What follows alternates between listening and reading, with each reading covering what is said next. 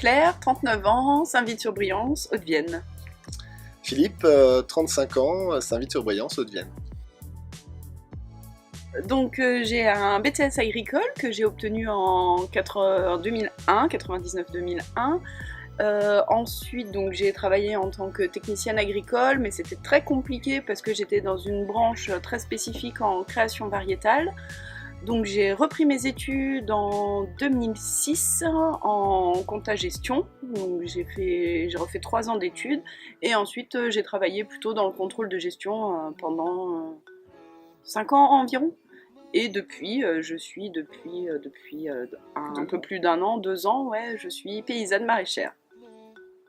Alors pour ma part, j'ai quitté les études assez tôt, dans début des années 2000. J'étais pas trop fait pour ça à la base, donc il a fallu que je trouve un métier en raccord avec peu d'exigences au niveau du scolaire, quoi. Donc j'ai trouvé des postes de commerciaux, notamment pour l'isolation de l'habitat chez les particuliers, et ensuite j'ai trouvé un poste avec les professionnels où je vendais du mobilier extérieur pour l'hôtellerie, la restauration un peu haut de gamme. Et depuis 2 ans aussi, je suis paysan maraîcher comme Claire. Donc la principale difficulté, ça a été de faire comprendre à notre entourage le bien fondé de notre projet actuellement, sachant que... on se délocalisait, quoi. On se délocalisait et on quittait une vie très confortable. Parce que on habitait dans la Marne, donc à plus de 500 km d'ici, avec un enfant.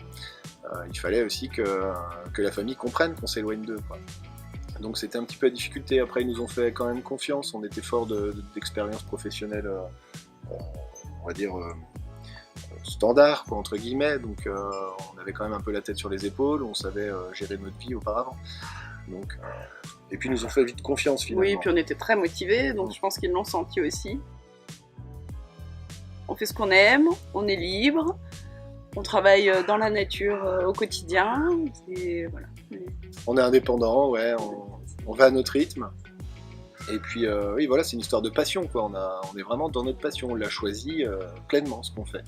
On n'est pas à la botte d'un patron ou d'imposition extérieure, quoi. Donc, on est vraiment à notre rythme, quoi. C'est ce qui nous plaît.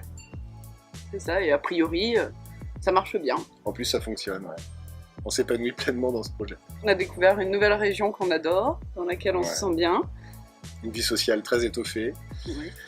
Et puis un environnement propice à être heureux finalement. On peut dire finalement que ce projet-là est un premier palier.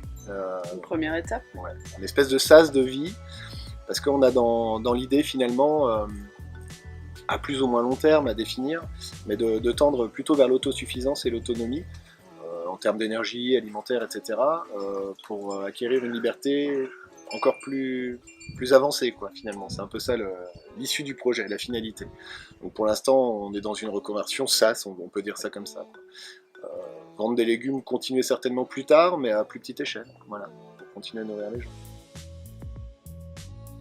T'as des conseils, il faut croire en son projet, il faut pas forcément écouter les autres qui des fois ont peur pour nous et ne comprennent pas qu'on veuille prendre des risques, et faut foncer, quoi. Quand on est motivé, on est capable de déplacer des montagnes.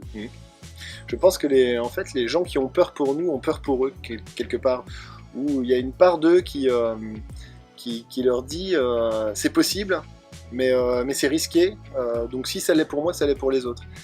Et finalement, faut pas écouter, comme dit Claire. Non, faut pas vraiment les écouter, foncer tête baissée. Faut y croire. Si on est convaincu de ce qu'on veut faire, si on est passionné aussi, parce que toute reconversion nécessite quand même du travail, en tout cas dans les premières années certainement, hein, pour tous les métiers j'imagine. Si on est passionné, tout est possible, quoi, clairement.